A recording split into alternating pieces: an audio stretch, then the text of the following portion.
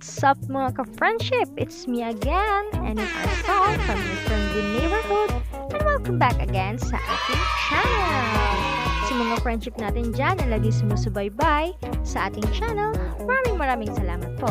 At kung kayo naman po ay bago lamang sa ating channel, huwag na pong kalimutan na i-click ang like, share, subscribe, and notification bell para lagi kayong notified at updated sa ating bagong mga videos. So for today's vlog po ay gagawa tayo ng DIY night lamp using cooking oil and salt. Para po malaman ang ating mga detalye sa paggawa nito, patuloy lamang po na manood at mag-enjoy sa ating video. So, let's start na! So, first thing to do ay gumuhit ng kahit anong design na gusto nyo.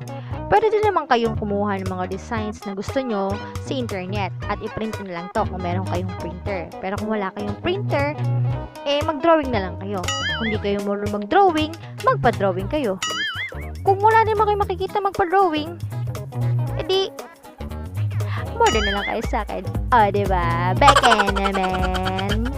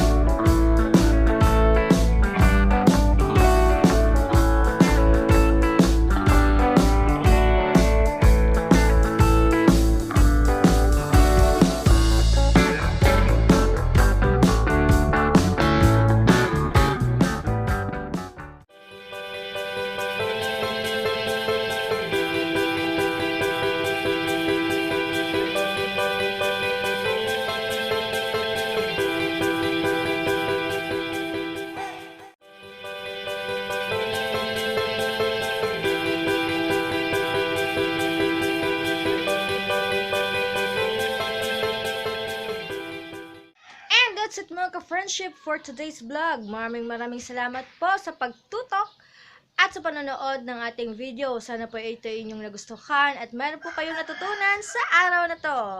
And again, once again, and again, maraming salamat po and see you again sa ating next video.